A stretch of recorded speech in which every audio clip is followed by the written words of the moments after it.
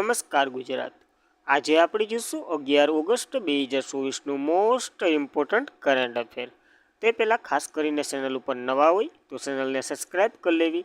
જો વિડીયો પસંદ આવે તો લાઇક કરજો અને તમારા મિત્રો સુધી શેર પણ કરજો। તો ચલીએ આજનો ક્લાસ શરૂ કરીએ આપણે। તો તાજેતરમાં જ આંતરરાષ્ટ્રીય આદિવાસી દિવસ ક્યારે ઉજવવામાં આવ્યો? તો 9 ઓગસ્ટે ઉજવવામાં આવે છે દર વર્ષે આંતરરાષ્ટ્રીય આદિવાસી દિવસ।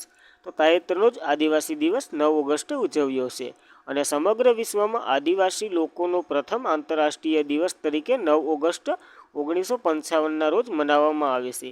ત્યારથી ઉજવવામાં આવે છે આજ રોજ સુધી। આની થીમ તો કે સ્વૈચ્છિક અલગતા અને પ્રભાવિક સંપર્ક સ્વદેશી લોકોનું અધિકારોનું રક્ષણ કરવું। તો ખાસ કરીને અધિકારોનું રક્ષણ કરવું એ આની ખાસ થીમ છે, તો થીમ પણ યાદ રાખવી।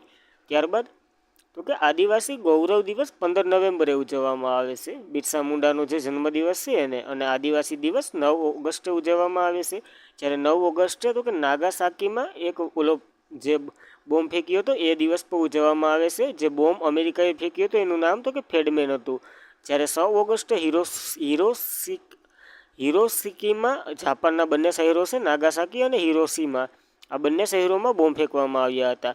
અને હિરોશિમામાં તો કે લિટલ બોય એનું નામ છે, જે તો કે 6 ઓગસ્ટ 1945ના બીજા વર્લ્ડ વોરના ફેંકવામાં આવ્યો હતો। આપણે ખબર છે જાપાન હરી કરવા ગયું હતું અમેરિકાની એક બંદર ઉપર એક બોમ્બ કાંઈ મારી દીધું હતું અને ત્યારબાદ અમેરિકા પર જોડાયું હતું, નકર અમેરિકા નહોતું જોડાયું, એ બધી તમને ખ્યાલ જ હશે। ત્યારબાદ ઓગસ્ટ મહિનાના દિવસો જોઈ લઈએ। 1 ઓગસ્ટ તો કે રાષ્ટ્રીય પર્વતારોહણ દિવસ, world wide web day, world lung cancer દિવસ અને મુસ્લિમ મહિલાઓનો અધિકાર દિવસ, 4 દિવસો મનાવવામાં આવે છે। 3 ઓગસ્ટ તો કે ભારતીય અંગદાન દિવસ। 6 ઓગસ્ટની વાત કરીએ તો હિરોશિમા દિવસ।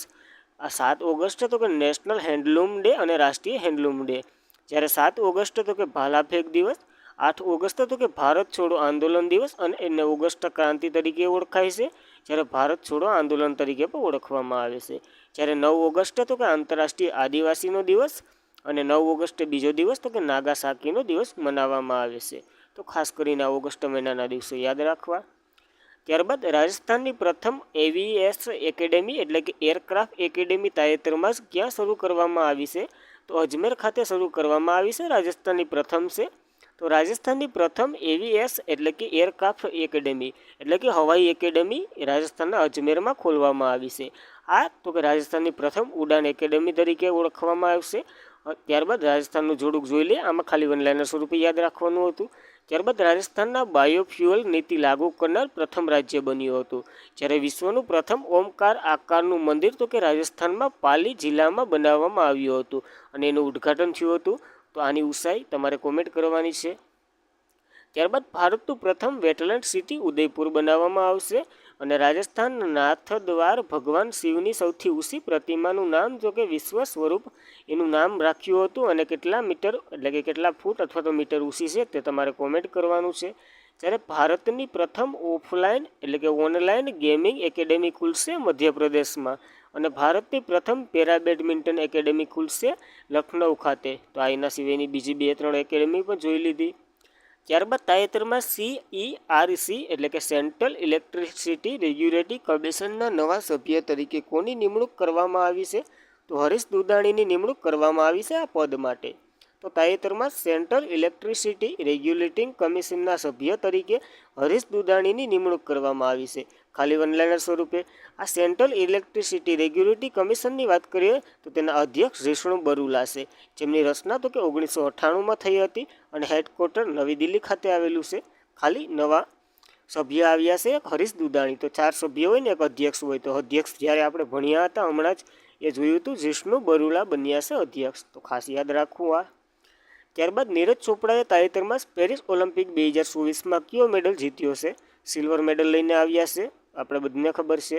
તો નીરજ ચોપડાએ તાજેતરમાં જ પેરિસ ઓલિમ્પિક 2024માં સિલ્વર મેડલ જઈને આવ્યા છે। જ્યારે ગોલ્ડ તો કે પાકિસ્તાનના અરશદ નદીમ છે એને જીત્યો છે અને આ રેકોર્ડ બનાવ્યો છે એને 92.97 મીટરનો રેકોર્ડ બનાવી ઓલિમ્પિકમાં રેકોર્ડ બનાવ્યો છે। પાકિસ્તાનમાં તો રેકોર્ડ જ છે પણ ઓલિમ્પિકમાં રેકોર્ડ બનાવ્યો છે, 92.97 મીટર ભાલું ફેંકી અને આ રેકોર્ડ એને બનાવ્યો છે। જ્યારે સિલ્વર મેડલ તો કે ભારત નીરજ ચોપડા લાવ્યા છે અને તેમણે તો કે 1945 એટલે કે સોરી આ ટાઈપ મિસ્ટેક છે, જે હોય મીટર આપણે યાદ રાખવાની જરૂર નથી. બ્રોન્ઝ મેડલ જર્મની રહી ગયા છે, તો ખાસ યાદ રાખવું. સિલ્વર મેડલ આપણે લાવ્યા છે નીરજ ચોપડા ગોલ્ડ બોય તરીકે, અને ટોક્યો ઓલિમ્પિક 2020માં તે ગોલ્ડ મેડલ લાવ્યા હતા, જે 87.98 એટલે કે 58 મીટર જે ભાલો ફેંક્યો હતો એનો રેકોર્ડ આને તોડ નાખ્યો. ત્યારબાદ નીરજ ચોપડાની ઘણી પ્રસિદ્ધિઓની વાત કરી લઈએ તો 2022માં પદ્મશ્રી મળ્યો હતો, જ્યારે 2021માં મેજર ધ્યાનચંદ ખેલરત્ન એવોર્ડ અને 2018માં અર્જુન એવોર્ડથી સન્માનિત છે નીરજ ચોપડા. હવે નીરજ ચોપડાની બીજી થોડીક પ્રસિદ્ધિઓ જોઈ લઈએ તો 2020માં ટોક્યો ઓલિમ્પિકમાં તેમણે ઓલિમ્પિક મેડલ જીતનાર ભારતના પ્રથમ ટ્રેક અને ફિલ્ડ એથ્લેટ બન્યા હતા. કયો મેડલ? ગોલ્ડ મેડલ લાવ્યા હતા. અને 2022માં એરગોન ખાતે world athletic championship silver medal જીતનાર પ્રથમ ભારતીય હતા. તો આ ખાલી પ્રથમ તો યાદ રહેવું જોઈએ. ત્યારબાદ 2022માં સ્ટોકહોમ ખાતે ડાયમંડ લીગમાં 88.9.94 મીટર થ્રો કર્યો હતો અને રાષ્ટ્રીય રેકોર્ડ બનાવ્યો હતો. જ્યારે 2016માં પોલેન્ડમાં અંડર-20 વર્લ્ડ ચેમ્પિયનશિપ વર્લ્ડ રેકોર્ડ બનાવી પ્રથમ ભારતીય હતા, જેને 86.48 મીટર થ્રો કર્યો હતો. અને અંડર-20 વર્લ્ડ ચેમ્પિયનશિપ ગોલ્ડ જીતનાર તે ભારતના પ્રથમ ટ્રેક અને ફિલ્ડ એથ્લેટ હતા, તો ખાસ યાદ રાખવું. ત્યારબાદ 2018માં જકાર્તા ખાતે એશિયન ગેમ્સમાં ગોલ્ડ મેડલ જીતનાર પ્રથમ ભારતીય હતા, તો આ પોઈન્ટમાં નોંધવો. ત્યારબાદ 2022માં લોસેન ખાતે ડાયમંડ લીગ મીટ જીતનાર પ્રથમ ભારતીય બન્યા હતા. અને 2022માં જ્યુરિચમાં તો કે ડાયમંડ લાઈફ ચેમ્પિયનશિપ બનનાર પ્રથમ ભારતીય હતા. જ્યારે 2021ની વાત કરીએ તો પેરિસ ઓલિમ્પિયાડમાં સતત 2 ઓલિમ્પિયાડ મેડલ જીતનાર ત્રીજા ભારતીય હતા. તો આની પહેલાંના 2 કોણ છે એ તમારે કોમેન્ટ કરવાનું છે. અને 2023માં બુડાપેસ્ટ ખાતે વર્લ્ડ ચેમ્પિયનશિપ બનનાર પ્રથમ ભારતીય હતા, તો ખાસ કરીને આની પ્રસિદ્ધિઓ યાદ રાખવી. ત્યારબાદ પેરિસ ઓલિમ્પિકમાં હસ્તાયક બ્રોન્ઝ મેડલ આવી ગયો છે, તો ટોટલ ભારત મેળે કેટલા મેડલ થયા કોમેન્ટ કરો. આ બ્રોન્ઝ મેડલ લઈને આવ્યા છે અમન સહેરાવત, જે તો કે પુરુષ 57 કિલોગ્રામ વજન કેટેગરીમાં ઓલિમ્પિક કેટેગરીમાં બ્રોન્ઝ મેડલ લઈને આવ્યા છે, કુસ્તીબાજ છે અને ઓલિમ્પિયાડ વ્યક્તિગત મેડલ જીતનાર પ્રથમ ભારતીય અને સૌથી યુવા કુસ્તીબાજ છે. તો આ પોઈન્ટ પર આનો નોંધવો, જ્યારે અમન સહેરાવત બ્રોન્ઝ મેડલ લઈને આવ્યા છે. ત્યારબાદ તાજેતરમાં જ કોને ભારતની જ્યુરિશ મેન્સ હોકી ટીમના નવા મુખ્ય કોચ તરીકે બનાવવામાં આવ્યા છે? તો PR સીઝસને બનાવવામાં આવ્યા છે. તો તાજેતરમાં જ આપણે જોયું હતું પેરિસ ઓલિમ્પિક સ્પેનને હરાવી અને ભારત બ્રોન્ઝ મેડલ લઈ આવ્યું છે, અને આ PR સીઝસ ત્યારબાદ નિવૃત્તિ લેવાના છે. તો જોઈએ હવે તો તાજેતરમાં જ PR સીઝસ ભારતની જ્યુરિશ મેન્સ હોકી ટીમના નવા મુખ્ય કોચ તરીકે બનાવવામાં આવ્યા છે, જે ગોલ્ડ કીપર છે. અને પેરિસ ઓલિમ્પિક જે સ્પેન એનું જોયું, અને આ કેરળથી બિલોંગ કરે છે.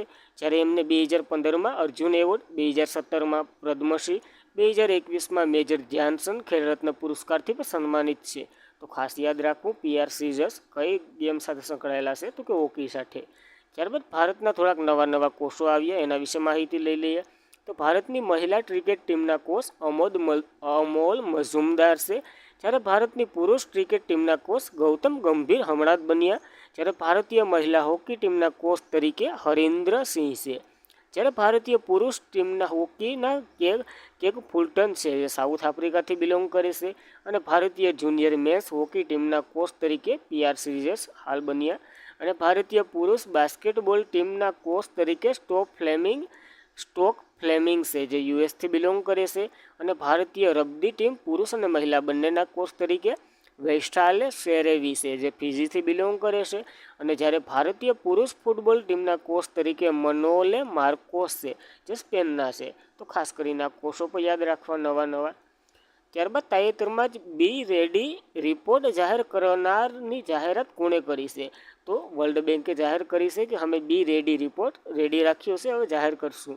તો તાજેતરમાં જ બી રેડી, બીનું ફૂલ ફોર્મ તો કે બિઝનેસ રેડી રિપોર્ટ જાહેર કરનાર વર્લ્ડ બેંક એ જાહેરાત કરી છે કે અમે હમણાં રજૂ કરશું. તો બિઝનેસ રેડી એ કોની જગ્યાએ આવી છે? તો કે વર્લ્ડ બેંકે એક રિપોર્ટ એનો બંધ કરી દીધો હતો, જે વ્યવસાય અહેવાલ કરવાની સરળતા હતી, એની જગ્યાએ તો કે બિઝનેસ રેડી એવો રિપોર્ટ હવે બહાર પાડશે. અને આ પહેલો રિપોર્ટ તો કે 3 ઓક્ટોબર 2024ના રોજ બહાર પાડશે. જ્યારે વર્લ્ડ બેંકની વાત કરીએ તો 1944માં તેમની રચના થઈ. મુખ્ય મથક તો કે વોશિંગ્ટન ડીસી ખાતે આવેલું છે. પ્રમુખ તો કે ભારતીય મુન્ના અજય બંગા છે. અને મોટો તો કે ગરીબી મુક્ત વિશ્વ માટે કામ કરવું.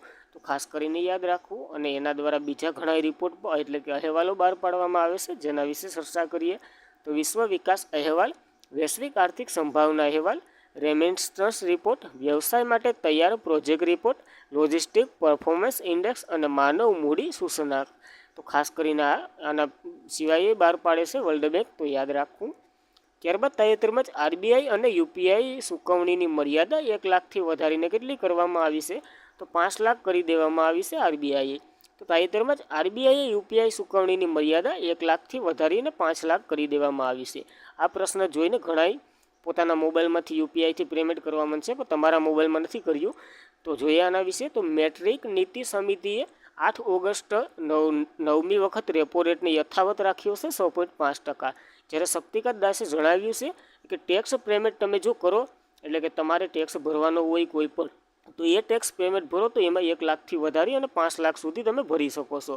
તો એમાં યુપીઆઈ પેમેન્ટની લિમિટ વધારી છે. તો ખાસ કરીને તમારા મોબાઈલમાં નહીં, ફોનપે ગૂગલ પેમાં નથી વધારી, તો યાદ રાખવું. ત્યારબાદ 2023માં જો હોસ્પિટલ, શૈક્ષણિક સંસ્થાઓનું જો આપણે બિલ ભરતા હોય અથવા તો એનું ભરતા હોય તો એને 5 લાખ એની કરી દીધી હતી. જ્યારે 2021માં આઈપીઓ એની પણ 5 લાખ કરી દીધી હતી, એની સાથે સંકળાયેલા હોય. તો આ બેની આની પહેલાં 5 લાખ કરી દીધી છે, આ કંઈ નવું નથી. ત્યારબાદ ડેલગેટ પેમેન્ટ, એક ડેલગેટ પેમેન્ટ તરીકે પણ શક્તિકાંત દાસે જણાવ્યું છે. તો એ શું છે? તો કે તમે અથવા તમારા ભાઈ બંને છે, તમારું એકાઉન્ટ છે ગમે એમાં, ગમે એ બેંકમાં છે, પણ તમારા ભાઈનું નથી, તો તમે તમારા પરિવાર એટલે કે તમારા ભાઈ તરફથી તમે ડેલગેટ પેમેન્ટ એમનું બનાવો અને એમને તો કે એક કાર્ડ આપે, એ કાર્ડ એની અથવા તો એના મોબાઈલમાં લોગિન થઈ જાય, એમાંથી પૈસા તમારા ખાતામાંથી તમારી લિમિટ સેટ કરી દેવાની કે મારા ભાઈને આજ 1,000 રૂપિયા આપવાના છે, તો એ 1,000 સુધી એ ડેલગેટ પેમેન્ટમાંથી ઉપાડી શકે. એનાથી વધારે ન ઉપાડી શકે, એનાથી ઓછા તો ઉપાડી શકે, પણ એનાથી વધારે ન ઉપાડી શકે. તો એવી રીતના કંઈક છે ડેલગેટ પેમેન્ટ. ખાસ કરીને શબ્દ યાદ રાખજો, આરબીઆઈ સાથે સંકળાયેલો છે. અને આરબીઆઈની વાત કરીએ તો 1 એપ્રિલ 1935ના રોજ યંગ હિલ્ટન કમિશનની ભલામણથી આની રચના કરવામાં આવી હતી. રાષ્ટ્રીયકરણ ક્યારે થયું હતું? કોમેન્ટ કરો.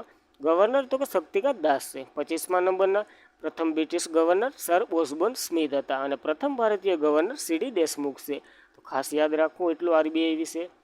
ત્યારબાદ આરોગ્ય અને પરિવાર કલ્યાણ મંત્રાલયના જણાવ્યા અનુસાર સબદાતાઓ દ્વારા અંગદાનની બાબતોમાં દેશનું સૌથી ટોચનું રાજ્ય કયું રહ્યું છે? તો તેલંગાણા રહ્યું છે સૌથી ટોચનું રાજ્ય. આરોગ્ય અને પરિવાર કલ્યાણ મંત્રાલયે જણાવ્યું છે કે સબદાતાઓ એટલે કે અંગદાતાઓ બાબતોમાં દેશનું ટોચનું રાજ્ય તેલંગાણા રહ્યું છે. ત્યારબાદ બીજા નંબર ઉપર 2 રાજ્યોને સ્થાન આપ્યા છે, તમિલનાડુ અને કર્ણાટક. તો ખાસ કરીને તેલંગાણાએ પ્રથમ નંબર લીધો છે, તો યાદ રાખો. ત્યારબાદ સ્વાસ્થ્યને લગતું થોડુંક જોઈ લઈએ. તો કે સ્વાસ્થ્ય મંત્રી આપણા જેપી નડ્ડા છે. આની પહેલાં કોણ હતા? એ આપણા હાલના સ્પોર્ટ મિનિસ્ટર છે, તો ખાસ એ પણ યાદ રાખવું. ત્યારબાદ 3 ઓગસ્ટે રાષ્ટ્રીય અંગદાન દિવસ, 13 ઓગસ્ટે વિશ્વ અંગદાન દિવસ ઉજવવામાં આવે છે. અને આંધ્રપ્રદેશને હમણાં સૌથી વધારે અંગદાન એટલે અંગદાન ડોનેટ કરવામાં અને જીવન એક એવોર્ડ મળ્યો હતો, તેને જીવન દાન પુરસ્કાર કહેવામાં આવે છે. તો ખાસ કરીને આ પોઈન્ટ પણ નોંધવો. ત્યારબાદ તેલંગાણાની વાત કરીએ તો કેપિટલ હૈદરાબાદ, મુખ્યમંત્રી રેવંત રેડ્ડી અને વિષ્ણુદેવ વર્મા હાલ હમણાં જ નવા રાજ્યપાલ બન્યા છે, તો ખાસ યાદ રાખવું. ત્યારબાદ તાજેતરમાં જ શોભના રનાલ્ડેનું અવસાન થયું છે. તો તે કોણ હતા? તો કે સામાજિક કાર્યકર્તા હતા શોભના રનાલ્ડે.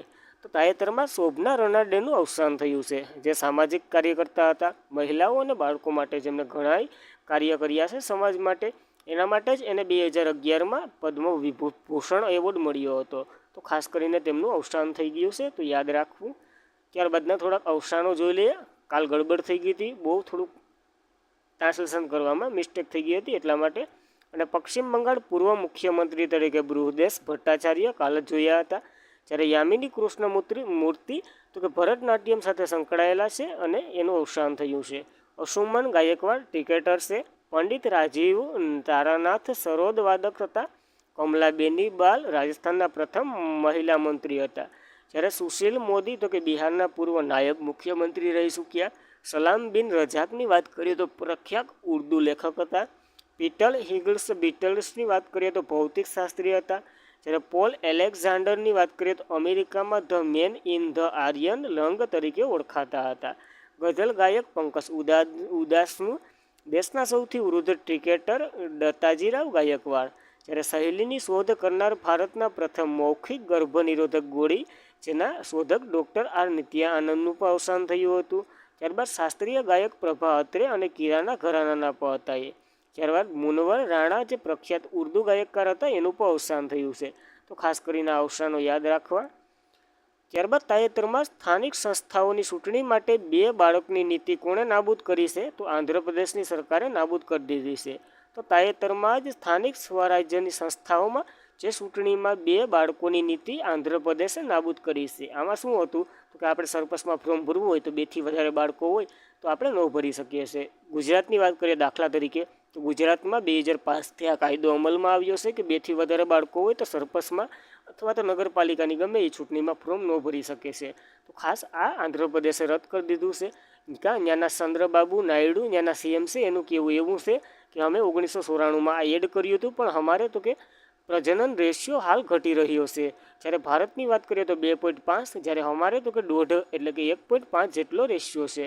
તો ખાસ કરીને આ યાદ રાખવું. આંકડા આજનો રહે તો કંઈ નહીં, ખાલી નાબૂદ કોણે કરી તો કે આંધ્રપ્રદેશે નાબૂદ કરી દીધું છે. તો યાદ રાખવું. ત્યારબાદ આવું થોડુંક જોઈ લે સ્થાનિક સ્વરાજ્યને લખવું. તો બ્રિટિશ ભારતમાં લોકલ ગવર્નર્સના પિતા તરીકે કોને ઓળખવામાં આવે છે? તો ઓલા ભાઈ મેયો પછી કોણ આવે? લોર્ડ રિપનને ઓળખવામાં આવે છે. જ્યારે તો કે 2 ઓક્ટોબર 1949ના રોજ રાજસ્થાનમાં નાગોરમાં ત્રિસ્તરીય પંચાયતી રાજની શરૂઆત કરી હતી. આ પંચાયતી રાજનું સૂચન તો કે બલવંતરાય મહેતા સમિતિએ કર્યું હતું. તો ખાસ યાદ રાખવું. અને સ્વાતંત્ર્ય પછી રાજસ્થાનના પંચાયત રાજની સ્થાપના કરનાર પ્રથમ રાજ્ય પણ બન્યું હતું. ક્યારે તો કે 1959માં. અને ભારતમાં ત્રિસ્તરીય પંચાયત રાજની વ્યવસ્થા તો કે 73માં બંધારણીય સુધારા અને 74માં બંધારણીય સુધારા દ્વારા બંધારણમાં દરજ્જો મળ્યો હતો. જ્યારે પંચાયતી રાજ દિવસ તો કે 24 એપ્રિલે ઉજવવામાં આવે છે. અને ભાગ 9 આર્ટિકલ 243A થી લઈને 243O સુધી તો કે બંધારણમાં આનો ઉલ્લેખ કરેલો છે. જ્યારે આંધ્રપ્રદેશની વાત કરીએ તો કેપિટલ અમરાવતી, ચંદ્રબાબુ નાયડુ ત્યાંના સીએમ અને એસ અબ્દુલ નઝીર હાલ ગવર્નર બનેલા નવા. તો આજના માટે એટલું. ખાસ કરીને મિત્રો જો વિડીયો પસંદ આવતો હોય તો એક નાના ભાઈ તરીકે એવી અપીલ છે કે વિડીયોને લાઇક કરો, તમારા મિત્રો સુધી શેર કરો અને વધુમાં વધુ સબસ્ક્રાઈબ કરાવો તો અમને એક મોટિવેશન મળે. તમારે એટલું. Thank you for watching this video. જય હિન્દ, જય ભારત.